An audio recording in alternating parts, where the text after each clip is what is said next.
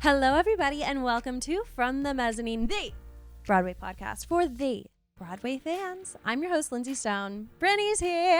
Hi, everybody. I've missed you. How are you? I'm good. You know what? It is warm outside in New York City, and life is worth the living. Yeah, it's just everything feels right again, and I need to frolic in the streets of Times Square with you immediately. Which is what we're doing. Yeah. Absolutely. We're seeing John Proctor as the villain this evening. Finally. It is the talk of the town, truly. Yeah. They're doing Spirit Week right now, which I think is so cool. Yeah, very cute. So they had a little silent disco last night. Mm-hmm. Their rush was crazy. Yeah, tell me about it. I think I got there at 7:45. I wanted to get there earlier, but we all know I didn't. We got pretty good seats, though.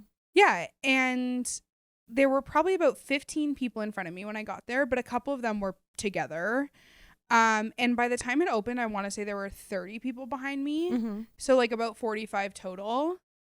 Wow. I think I might have gotten the last two for the evening. I didn't even ask about the matinee. Yes. Yeah. Just because the person in front of me, they kind of were like, let me see what I have left. So I feel like maybe I got the last ones. Mm-hmm. But I'm sure for the matinee, there were still a lot more available. It seemed like really everyone wanted evening. Mm-hmm. We did have to sit separate, but like, whatever. It'll be fine. And it's short. And they're both full view seats. Like, they're not partial view. I'm so excited. I think a lot of the pairs were probably like partial view, but it's a small theater. I'm going back to my home of the Booth Theater where Kimberly played her fade. I'm excited. I feel like you feel most at home at the Music Box in the Booth. Which one do you like better? Music Box? You always say that's your actual favorite. Okay, plot twist. I have a new favorite theater. Circle in the Square. Oh, I've actually never been in there. I know. Crazy. It's so good because there's like every single seat is good. This week, I was like, I'm so excited to see Dead Outlaw because I'm going to finally see the last theater that I like. It's the last show or the last theater I will need to check off. And I was like, girl, no. Like, there's no way. You have so many. I have so many. But for some reason in my head, I was like I had a whole idea of what TikTok I was going to make, being like, finally seeing my last theater. And then you were like, wait. And I've never seen Lion King. I've never seen Aladdin. I've never seen Harry Potter. I've never been in any show in Circle in the Square. Like, hello. I think I'm a silly goose. A different show in the theater where Aladdin is potentially, but I definitely have not been in the Lyric Theater, which is where Harry Potter is. Yeah.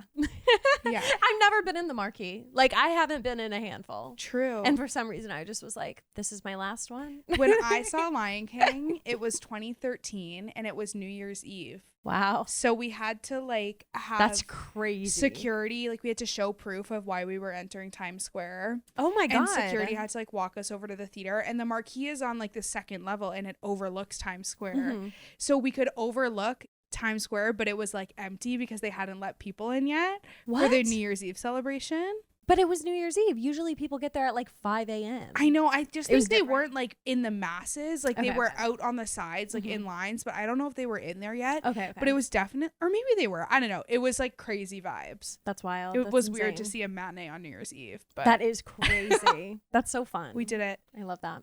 I think I feel most home at the Booth. But favorite theater is Circle in the Square for viewing purposes. Very interesting. And that makes sense. I mean, Circle in the Square. I imagine they're almost all full view.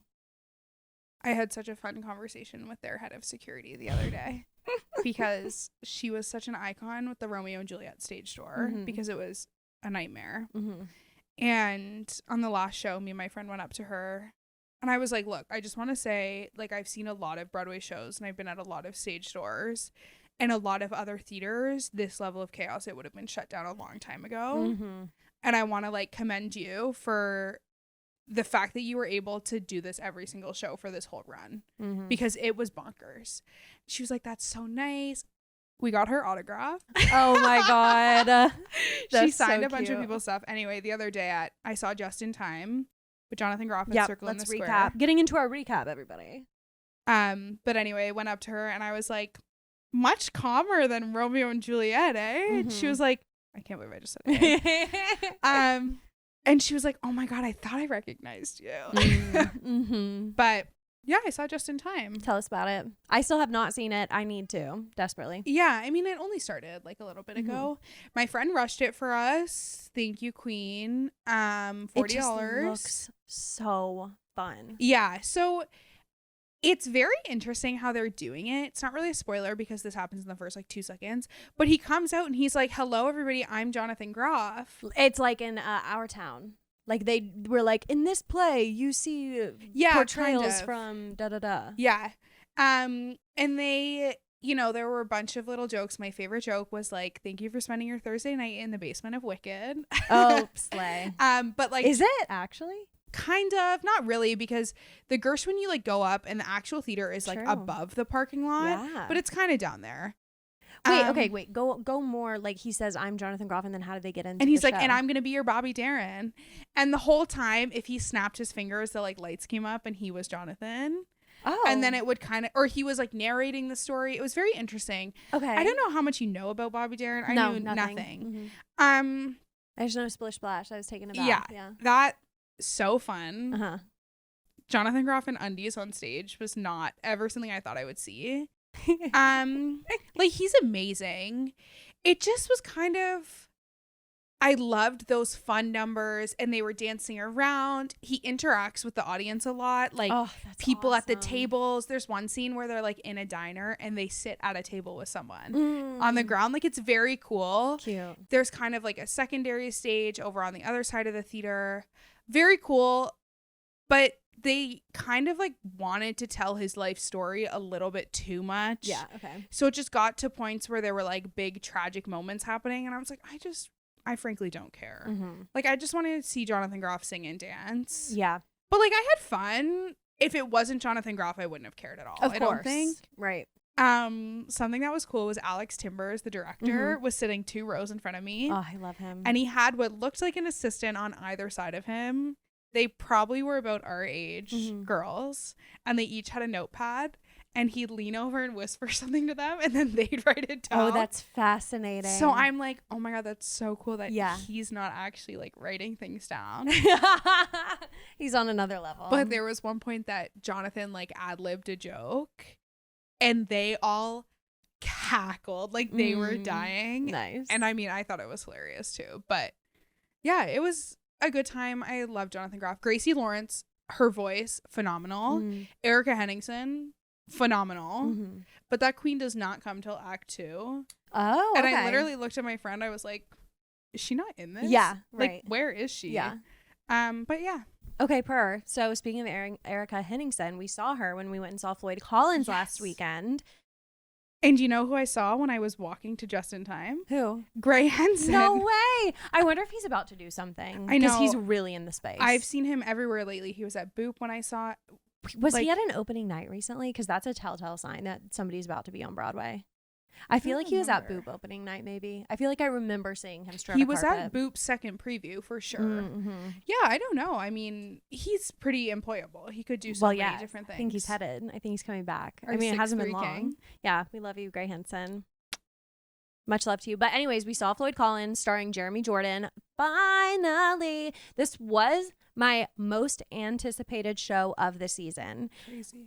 I know. And after seeing it, I was like, you know what? I don't think I expected more from it, but it is not my particular taste or style of a show. It's extremely scaled back. And I would say for the first act, I was like really enjoying it, really into the story. Like they had me interested and enthralled. I thought his acting, Jeremy's, was really awesome. The way that they do him climbing in the caverns and obviously it's Jeremy, so he's just like, his voice melts your face off. Like he's so good. But Act 2 fell off a little bit. It just like, it was too long. And granted, we did still see it in previews, but I did get very sleepy at times, which I'm really embarrassed to say. But hopefully that they'll tighten it up some. I worry that we saw it like decently into previews, that there's probably not much more that they're going to change. Yeah.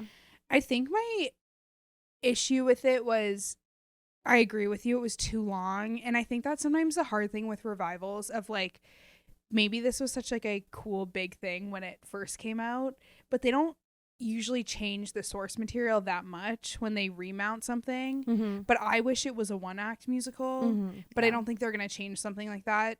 No, that'd be crazy. This, you know, is this a revival? Yeah, it has been on Broadway. When? A long time ago. What? Look it up. I did not know that. Yeah, I want to look it up. Lizzie McAlpine's voice was phenomenal. Beautiful. I will say, though, I don't feel like her character was featured a ton. Like, people were like, how is Lizzie? And I was like, well, you know, she's very reserved, I would say. But I don't think she played it poorly. I didn't think she was a great actor. It didn't do anything for me. Yeah, they didn't. She didn't have enough source material to really blow you away, although her voice is beautiful. Okay, wait, I got to research this. I will say Taylor Trench. Really good. Actually, I forgot about his performance. Good. Really good. And I have been talking about this man for so long and hyping him up to Lindsey. And we had seen him at Elsie Fest. He sang at Elsie Fest about Safety Not Guaranteed. Is that the only thing I've seen him in? At Elsie Fest? Yeah. Is that it? I mean, you maybe saw him in stuff like a long time ago that you don't know you saw him in. I think you may have seen him. Was it To Kill a Mockingbird he was in? Yes. With Celia Keenan-Bolger. Yes, and I didn't know it was him. He was in Matilda in 2013 when I saw it. He was one of the main covers in Curious Incident of the Dog in the Nighttime. But I would say he kind of got most well known because he was a replacement Evan in Dear Evan Hansen. He was Ben Platt's understudy and then took over the role for a year. And I feel like that kind of is where he got a lot of his name. So he plays the journalist that grows a very strong connection to Floyd. And he starts out, he's terrified, he's really not confident, and just like, he honestly has the biggest character arc in the entire show. I could almost see him being nominated. Also, though, just looked it up, Floyd Collins has not been on Broadway before. It was Off-Broadway at the Playwrights Horizons. So it's like a Gutenberg moment, like Off-Broadway. Yeah, it's being considered a revival for Tony's. So is Last 5 Years, which is very interesting. Yeah. That's weird. And I don't think I agree with that, to be honest. Yeah. I feel like if it's a revival, it needs to have been actually on Broadway and then revived on Broadway. I wonder what I disagree. because it makes no sense to me that, for example, like there have been shows that played an off-Broadway run and then have come to Broadway, like Oh Mary was off-Broadway and is now on Broadway and is considered a new play. Well, exactly. But is it about like the timing period or something? Because everything, weird. Well, most everything has, an off-Broadway tryout. That's why it's called that. So I guess it's because that was their run back at Playwrights in 1996. Crazy that Brian Darcy James was in the ensemble.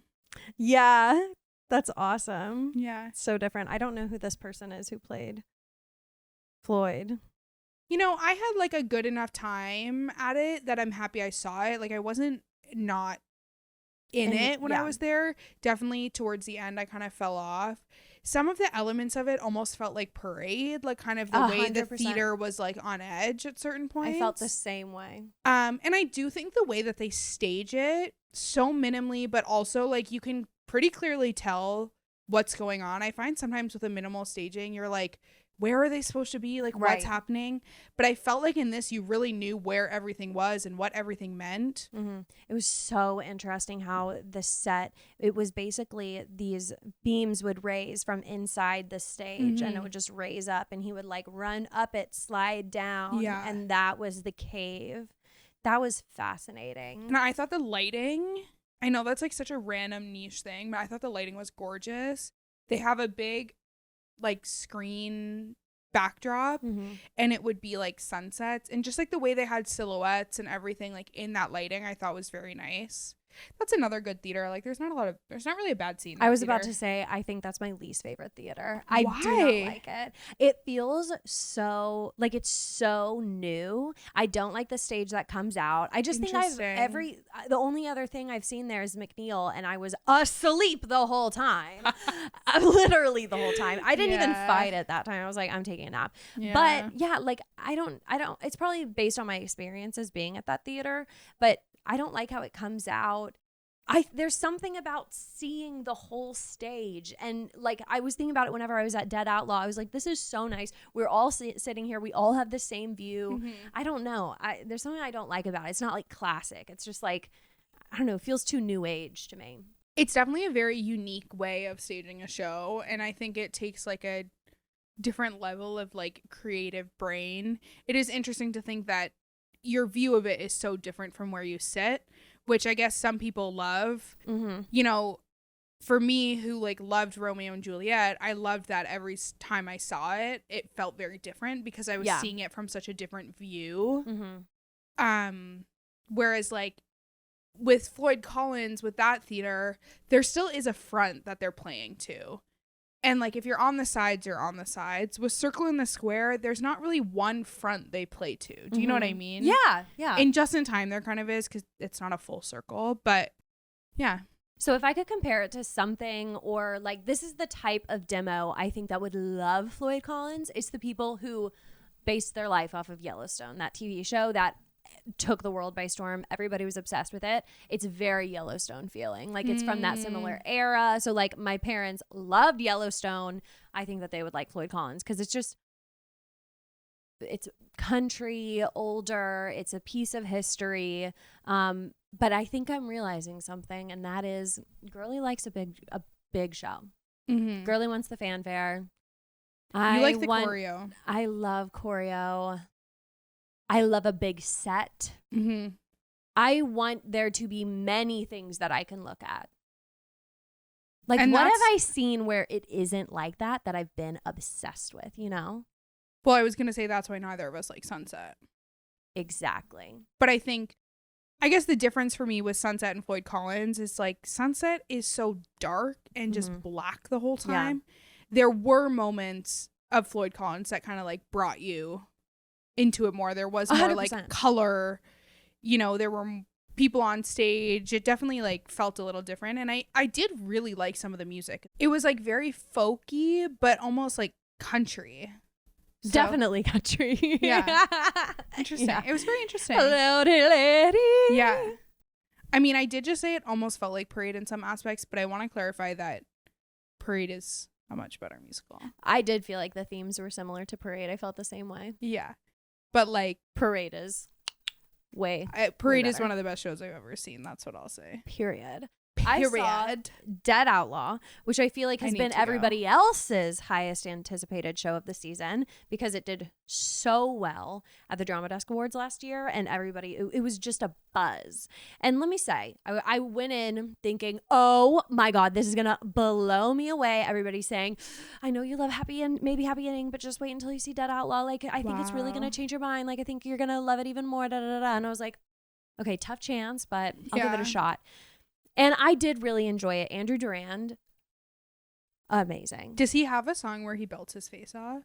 Yeah, for sure. Good. I mean, it's the one that we saw. That Indian train comes early morning. Oh, yeah. I love that song. Somebody Will from Shucked. Yeah. Will always be one of my highlights. Totally. He's so good in it. The story is really, really interesting. Like makes you question humanity and how dark it can be. The audience was so shook because I think most people have never heard of this person. What's his name? Emmett McCurdy? I'm super close. Elmer McCurdy. That's what it is. Elmer McCurdy. Of course, nobody's heard of this man. But since I went to the Dead Outlaw launch party, I knew where the story was headed and how dark it gets. But everybody was shook to their core. I'm sure so many people are Googling the story after the fact, being like, there's no way this is true. And it is. I definitely would recommend seeing it, but I will say it did not blow me away the way I was anticipating it to, considering how much everybody has hype for it. A lot of the songs are really amazing. It's one act, which I love a one act show. It was funny. It was really unpredictable. However, I think it should be tightened, which is hard to say for a show that's already one act. Like, I don't know if there's just not that much there for the plot, but it feels like, I don't want to give too much away, but it follows, okay, actually it's in the name, Dead Outlaw. He's alive, then he dies. And after he dies, you kind of think the show is over. Like, that's what it feels like, but there's still so much more time. I don't know. The pacing of it is really interesting. It's not like a through line story and plot. Like it's not, the time jumps around a little bit. I don't know. It's definitely one that after the fact I was like, I need to marinate on this because I'm not sure how I feel, and I think that's because I went in with such high expectations that were placed on me. I don't know, guys. I don't think it's gonna be maybe happy ending. I don't see that happening because I just don't think it even comes close to comparing. I think it's very good, especially for an original musical. I guess I'm wondering, I know you mentioned something about it being different from Off-Broadway from what you've heard. Yes. What do you think the biggest difference was? Okay, so the biggest difference is whenever it was Off-Broadway at the Minietta, is that what it's called? The Minietta Theater. It's super duper small. It's like an audible. Yes. Owned. So if you've seen photos of the set on Broadway, it all happens inside this little cabin, and the cabin is in center stage, and it's probably like the size of your bedroom. It's pretty small. And the band is there. Like you can see the band the whole time. Right? And a lot of the musical happens on top of the cabin. Like they're standing on top of it. So I went with Broadway Bestie Josh, and he said that at that theater off Broadway, that little cabin took up the entire stage. So it felt like you were getting like a bedtime story, campfire story about this crazy dead outlaw. It felt super intimate. And once it's translated to Broadway, it's like this little bitty cabin on this bigger stage. And so it didn't feel nearly as intimate. Like think about how Stereophonic had the music studio taking up the entire stage. Maybe they should have done something more like that so that it feels like a little more intimate. And like they should have just made what they had off Broadway bigger to fit this Broadway stage, but they didn't. And I didn't know that that's how it was previously, but I could see that making it way more awesome. I don't know if that is like fully jeopardized their production. I don't think it was that big of a deal. But yeah, I think it is a show that benefits from being super close to its audience to really just grab their attention. And so I can't wait to hear what more people have to say about it. It was an interesting demographic in the theater. I love in previews to look around and see what kind of audience these shows are drawing in. Like Boop was surprisingly very young, and I guess it's not surprising, it's family friendly, but I was like, this is an older, a lot of kids are going, which is shocking, right? But it makes sense too, because it's like, oh, Betty Boop, like she's family friendly, I guess, to some people. I wouldn't have thought that she was. I've always thought that she was really promiscuous. I mean, I guess in terms of the musical itself, it is very, I don't think they swear in it. No, like, there's no. It's they're so also wholesome. doing a lot of targeting towards kids. Like on their website, they have like a full kids package with like coloring pages, and they explain who Betty Boop is, which I think is actually a really smart play, because I think people underestimate the number of people with kids who come to New York and want to see a show as tourists, but maybe don't want to see the kind of shows that are on tour, such as The Lion King or something like Aladdin. No, it's super smart.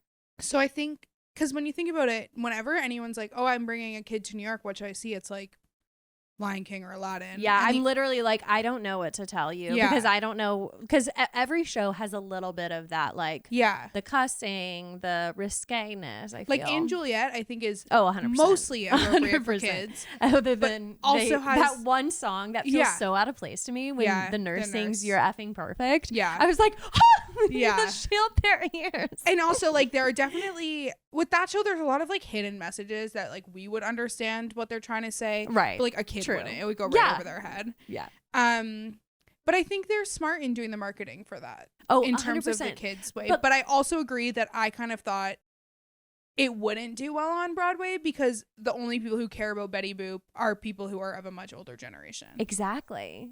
So anyways, for Dead Outlaw, I was surprised it was a lot of older people, which I don't know. I don't know who would have, like, what sort of demo they're catering to. I would think like boomer generation, millennial. Anyways, I'm so excited to see what the general consensus is on this show, because I don't know if it's what people are expecting. There's been so much hype. I don't know what to expect. I'm really excited to see it, but I do have a bone to pick with them. What? They don't have Rush. Oh, maybe they will eventually. Why don't you have Rush as a new musical? I might be able to hook you up. Okay. So that's my Dead Outlaw review. Need to see it again. Definitely one that you leave the theater and you're like, there's so much to take away from that.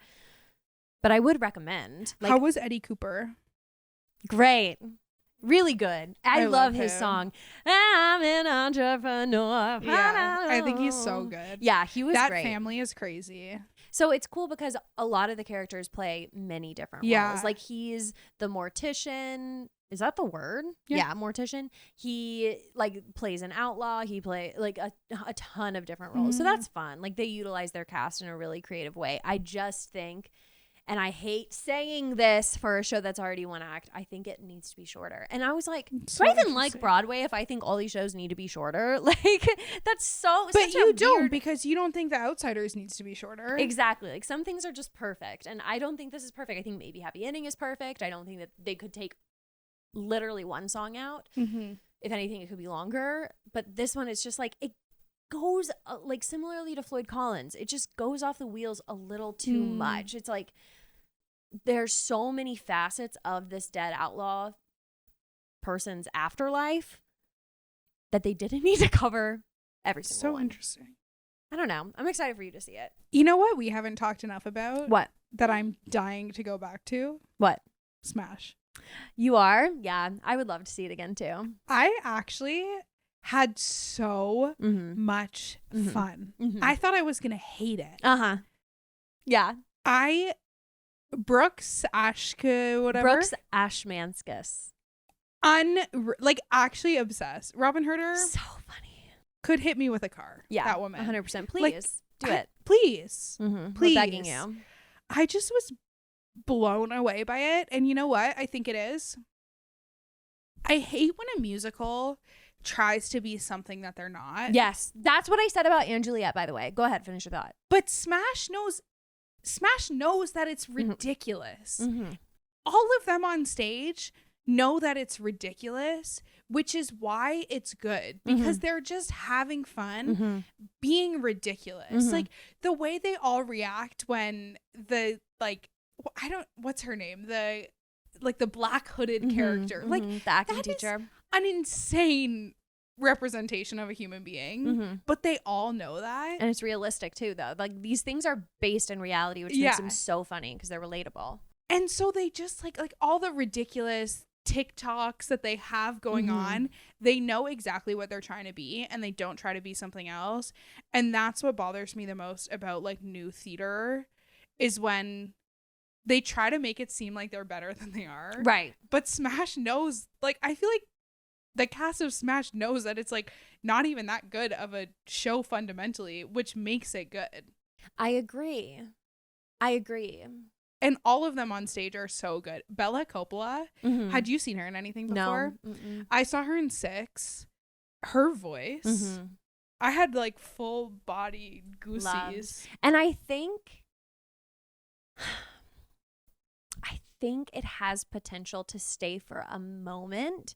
I had really low expectations, but the way that it's really authentic to like the Broadway experience, there are so many theater kids out there, and that is who they're catering towards. And we want to learn what it's like to put on a Broadway show. It's actually informative and educational. Like it really is. I thought it was really interesting the way that like they were all doing all their stuff, and I couldn't wait. Yeah. There's someone in it who we would have seen in Anne Juliet. Fun fact: Megan Kane. Okay. She plays like his assistant. Whose assistant? The director's assistant. Okay. She wears like the all black jumpsuit. Oh yes, who runs around? Yeah. And she's so funny. She's so funny in that. I saw her in Anne Juliet many times, and I saw her cover the nurse in Anne Juliet. Oh, okay. Yeah, she was very good. But I just like I had such a fun time. Yeah. So unexpected. So unexpected. I don't think it's gonna run for like 10 years. No. But I think it'll do its like nice year-long run for the tourists, and then I think it'll do really well in the summer. Make it through New Year's, and then who knows. So I was surprised. I haven't seen a Rush Report in a minute. Brian, the business analyst, shout out. But I was watching it the other day, and I was shocked to see like maybe Happy Ending had way more people in line than anything else. Yeah, they're Rush. They have a lot of people in Rush because they're selling so well. There's not like affordable tickets for it, you know? I was shocked though. Like I think that they had like 38 Mm-hmm. when like 30 minutes later, Outsiders had like 30. Yeah. Jeez. It's also spring break, but 100% Outsiders has gone down. And my theory of it, because I rushed Outsiders like a week ago now for their 1-year anniversary, and I was third in line and I got there at like 6. Oh, what? Which is crazy. And the 2 people in front of me were a pair. So technically I was like second in line. Oh my God. That's I want to say wild. 5:45 or 6. And I think it's just because when it was in like January, February, like you had to get there at like 2:30. Yeah. Mm-hmm. And I think that was because there was not a lot of other shows open that catered to the demographic that the Outsiders is. You are so smart. Thank you. Mm-hmm. Now all these people who love the Outsiders are at Boop, they're at Smash, they're at John Proctor. Like there's a lot of other things for the demographic of like 15 to 25-year-old girlies. You are spot on. Thanks. 100%. So yeah, that's what I think. So now's the time to see the Outsiders, you guys. And I just have to say, I don't know if I've been on the podcast since Alex Joseph Grayson joined the cast. I think you have. But Have go on. I think. But go on. I cannot put into words how good his performance is. I knew he would be good, but there's something about it. The things he does vocally, the riffs that he goes on in Little Brother, it is the best performance of a single song I've ever seen anyone do on Broadway. I have the hardest time believing that. I know. But I haven't seen it, so. But that's crazy. The first time I saw him, I like was incoherent after. I had full body goosebumps. My tears. I don't cry. Tears filled my eyes. That's crazy. It was crazy. That's amazing. He's amazing. Just goes to show why we casted him. Yeah. But what I'm saying is, even if you like saw the Outsiders, I mean, I think a lot of people who listen to this podcast are big Outsiders fans, but a number of times. If you saw it like when it first opened and you like liked it, but you never felt a need to go back, he's worth going back for. You heard it here first. Yeah. I need to see him.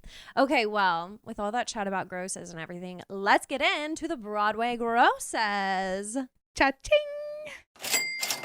This is for the week ending on April 13th. So our numero uno is Good Night and Good Luck, which, by the way, broke the record for the highest grossing play ever on Broadway. They grossed $3.7 million last week. Broadway's back. That's what I'm saying. Oh, 100%. Like, there's no denying it. Broadway is back. And 40 out of 41 theaters are currently in use. Yeah, it's crazy. We only It's have a one beautiful empty time. theater. We love who? Studio 54. Oh, yes. The cursed theater. Nothing can survive. Call Me Izzy is next, right? That's kind of how I feel about the Long Acre. Things don't often survive long in the Long Acre where Dead Outlaw is, but yeah. Okay, so AKA Lempicka and Swept Away. Yeah, there you have it. Othello is number 2, grossing $3.1 million. Wicked is 3, 2.4. What a huge difference in those top 3. That's insane. Glengarry Glen Ross has bumped up to number 4 at $2.2 million. And then The Lion King, like, girl. Never in my life did I think 3 of the 5 top grossing shows would be plays. I know, right?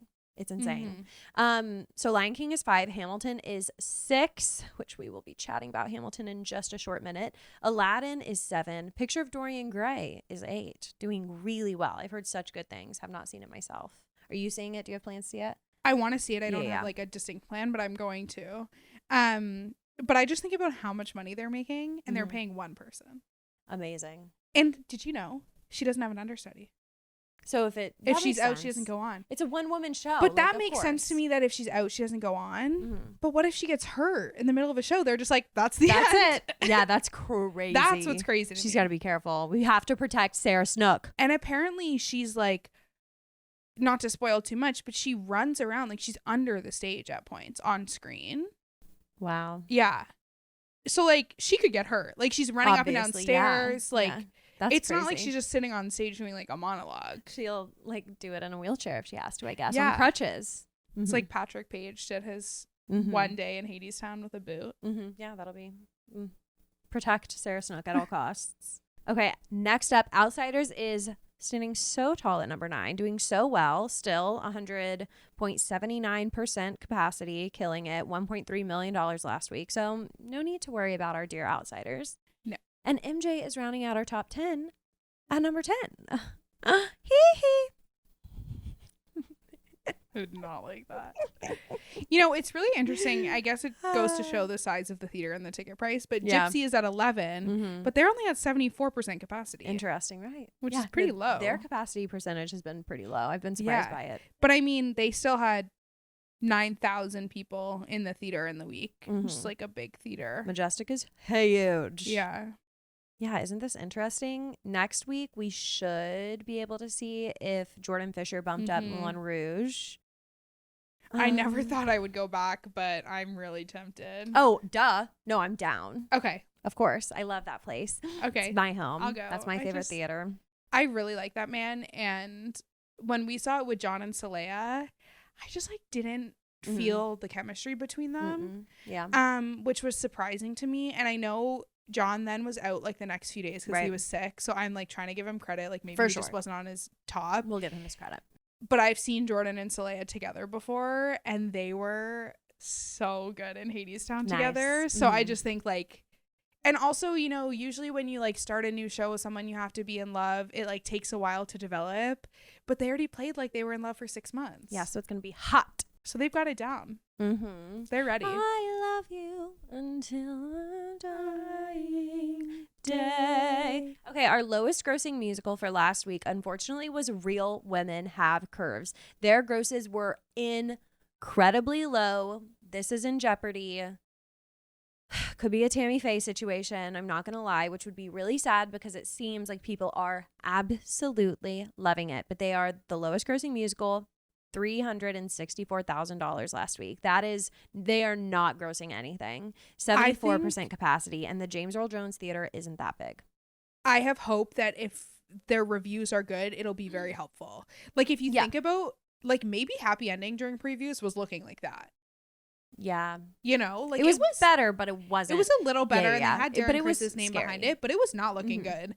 And the combo of the phenomenal reviews and like social media really brought it up, and they just released tickets till January 2026, which is so exciting. Interesting. Maybe okay. I was like, not Real Woman. But I think there is the potential. I still fear that, not that I want this to happen, but original musicals that are about diverse populations don't always do well on Broadway. Yeah, which is sad for sure. Also, though, I remember when Maybe Happy Ending came out, they were not doing any marketing until those reviews came in too.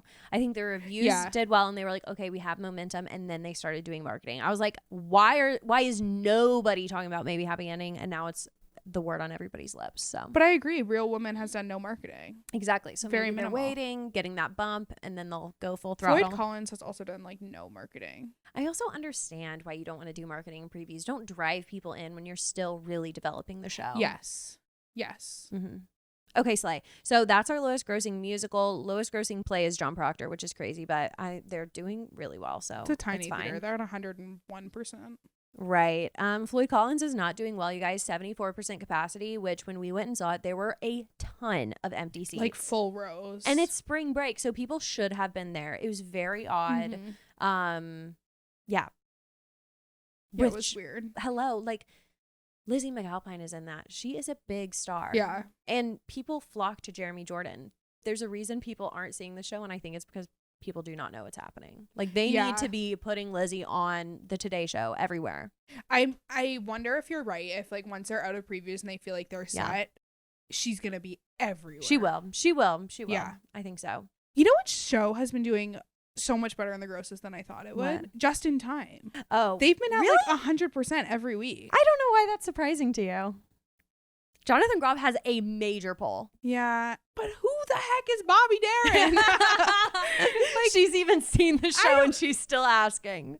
Did you know he died at like 42? No, I don't know this man. Yeah. I mean, they tell you that in the first 5 seconds. Don't worry, but wow, that's crazy. Yeah. Operation Mincemeat is doing really well, 96% capacity. I just want to do like a little bit of a check-in with some of these. Redwood had 70% capacity, not good. I think that's it, really. Last 5 years is doing pretty good. Yeah, they had 95% capacity, but grossing under $1 million. I just feel like they had higher expectations, though. For I sure. Can't help but feel I'm that way. honestly surprised that Stranger Things isn't higher. A lot of people are they saying only that. had 5 performances. That's why.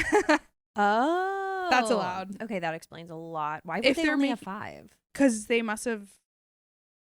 Did they just start? Maybe at this time they had, even though the math isn't mathing. I don't know.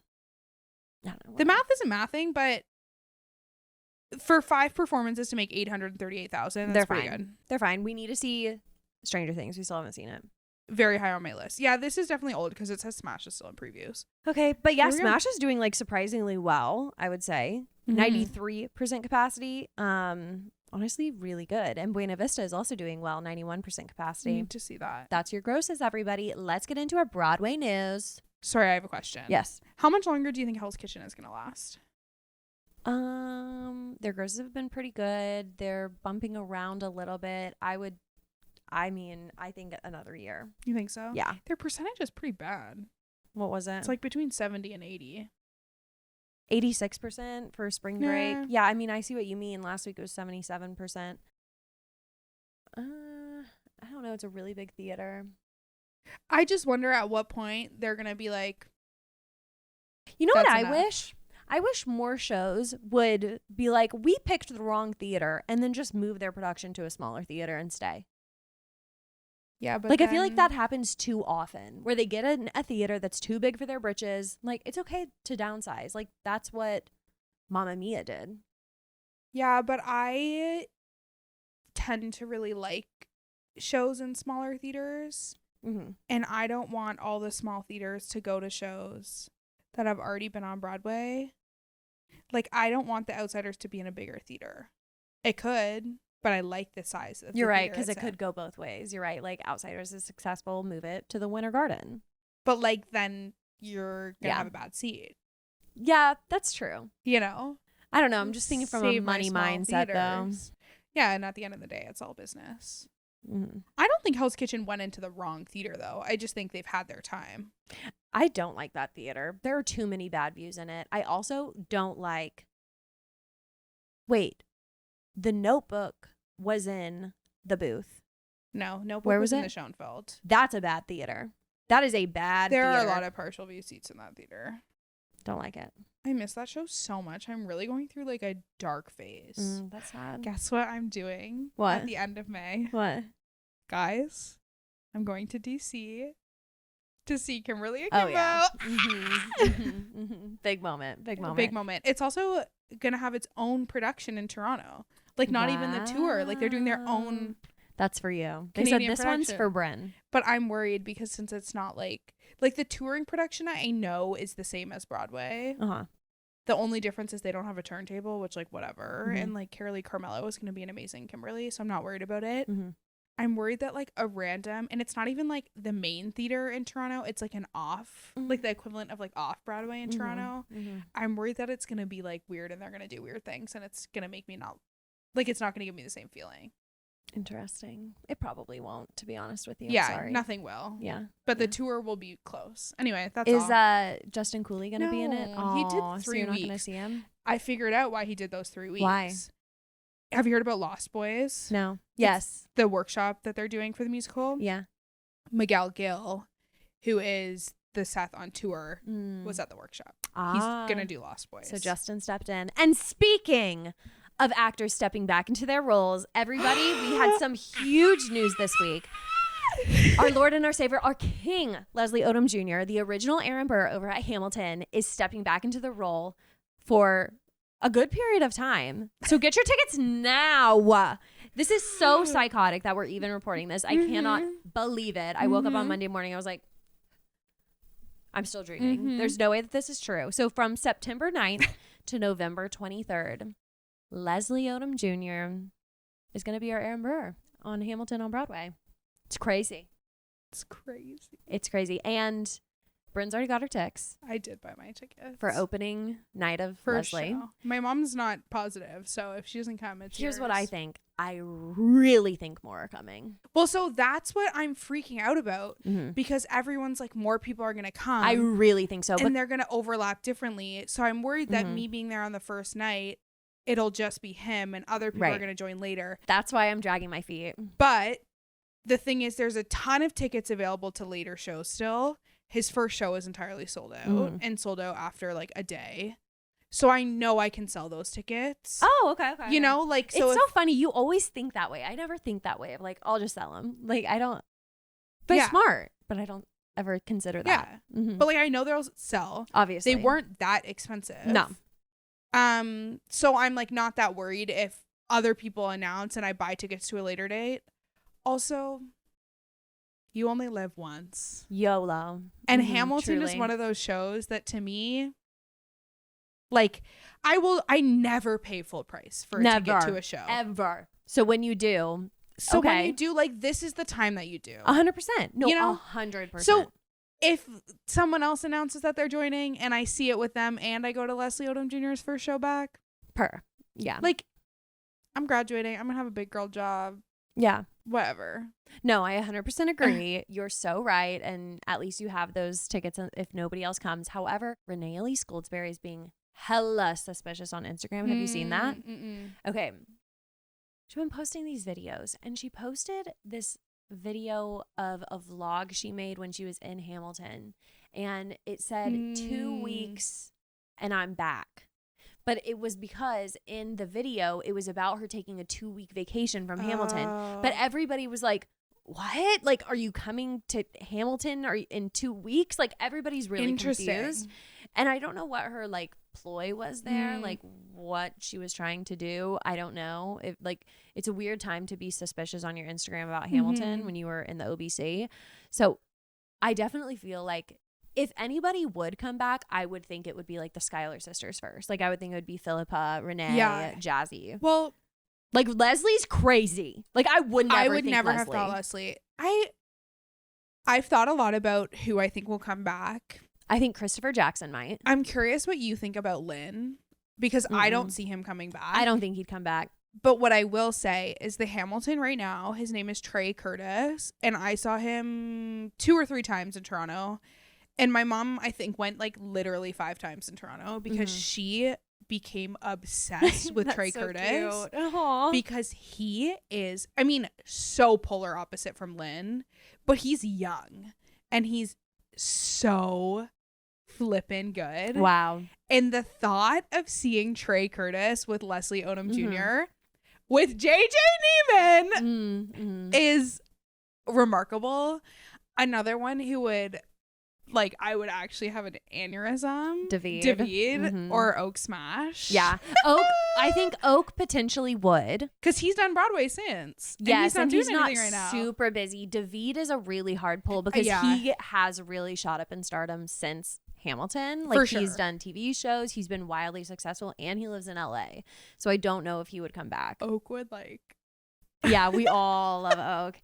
I think Renee would come back for sure. But the thing is, it's like, honestly, they're kind of too old for their roles now. Like, Renee. That's what I'm thinking. But I mean, Leslie looks very young. Leslie's fine. Like, I feel like Aaron Burr, maybe I have like gender standards or something here and I need to be set straight. But I don't know. Something about, like, they're supposed to be these young, fresh girlies on the scene, like learning about New York social life. I just, no one would care. No one would like, please, Renee, come. Yeah. But I did have that thought. I was like, I feel like they're so much older now, which they are. It's been 10 years. Put Ariana DeBose back on that stage.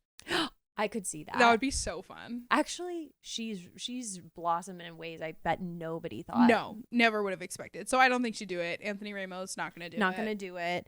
But Christopher Jackson, 100%. If he came back totally as George Washington, that would be crazy. Yeah. His performance is really amazing. I would, obviously, like, Leslie won the Tony. He's probably the biggest we'll get, and that also makes me feel like nobody else will come because why would you announce your biggest heavy hitter?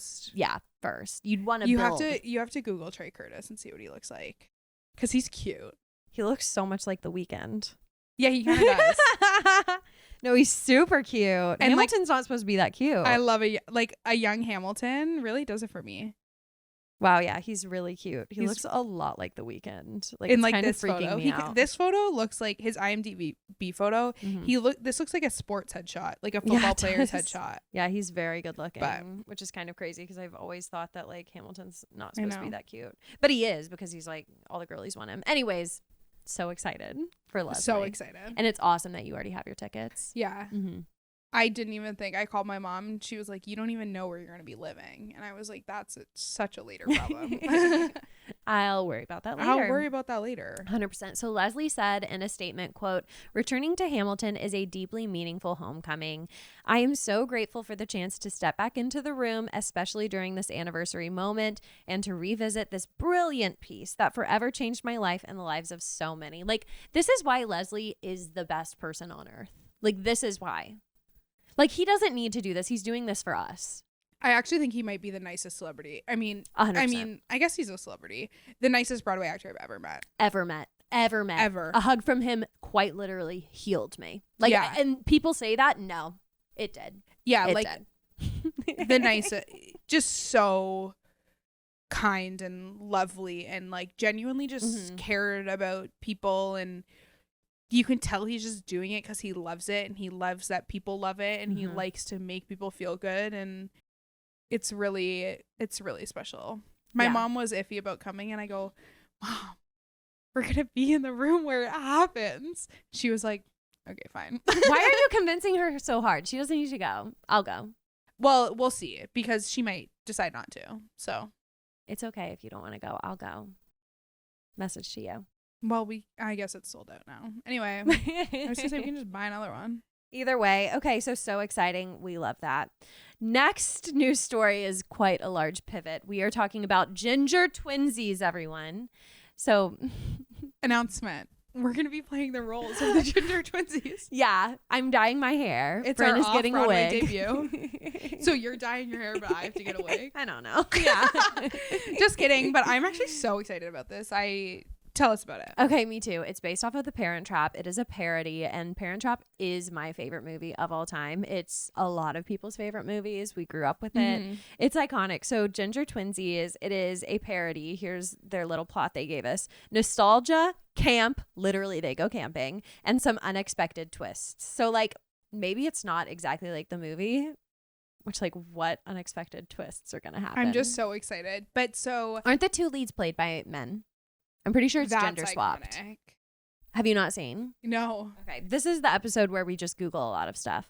But I have a theory that I'll fill you in on while Lindsey Googles this. So they announced that Ginger Twinsies is going into the Orpheum Theater, which is the off-Broadway theater where the Jonathan Larson project was playing.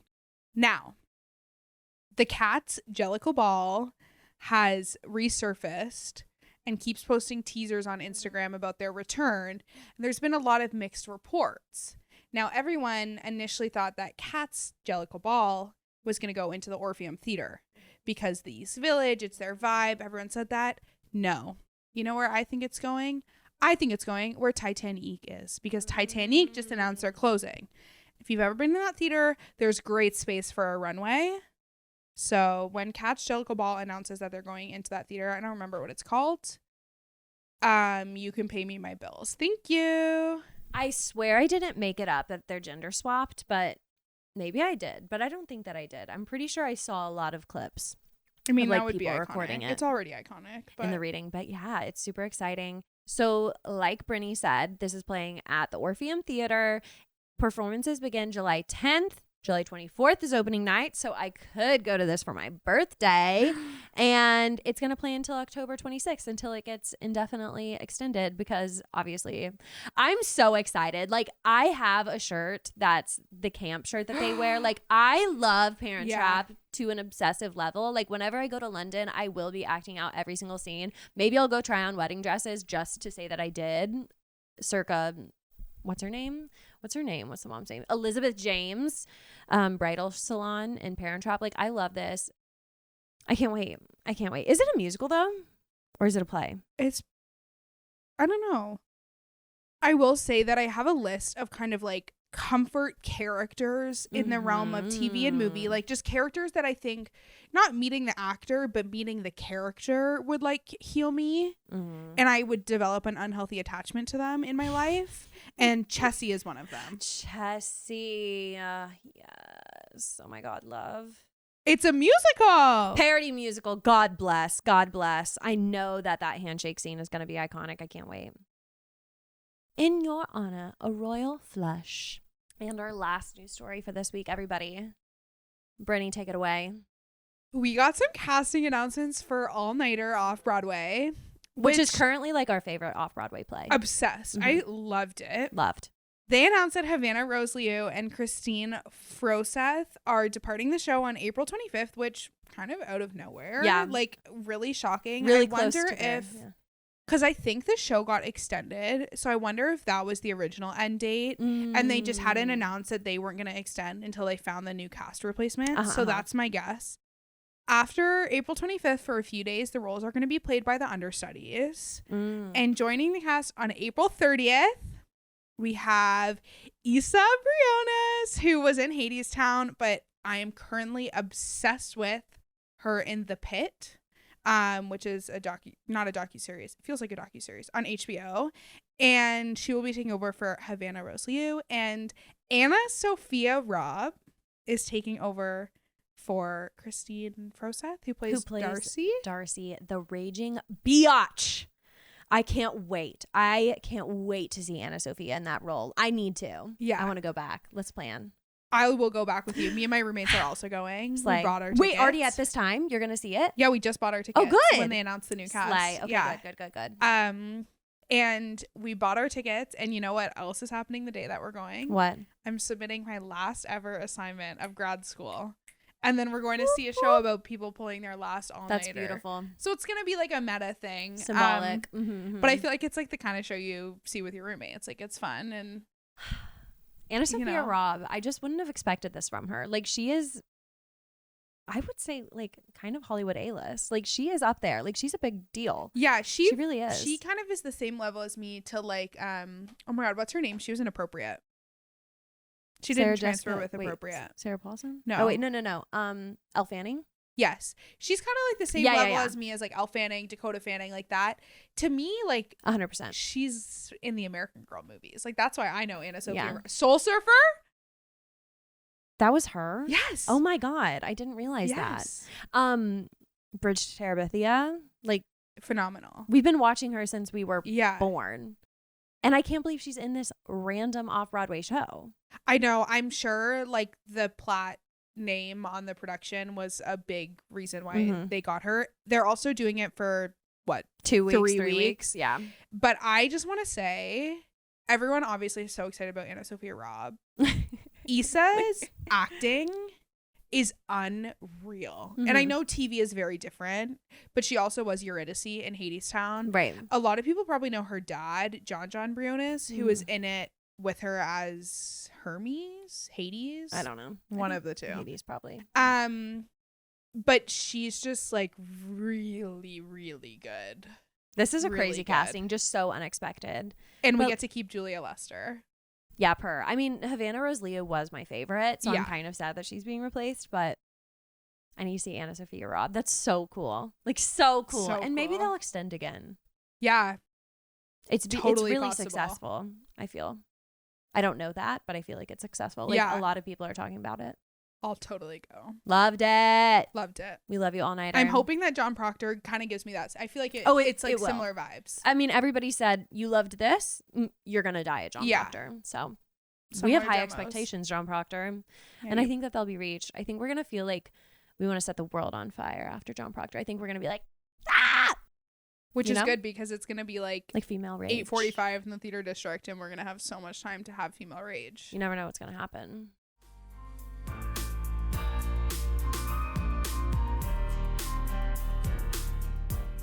Well, everybody, that has been this episode of From the Mezzanine. Bryn, thank you for joining me. Tell the people where they can find you. Well, thank you for having me. You're welcome. You can find me at Bryn Harvey Raymond. Just like that. Just my full name on both Instagram and TikTok. Never would have thought that me posting a video about a Shirley Temple would pop off the way it did. But Bryn is a we love fully it. fledged theater creator. She's killing the game. She's out there. Okay, thanks. Yep. Sure. You are. You're everything. Thanks.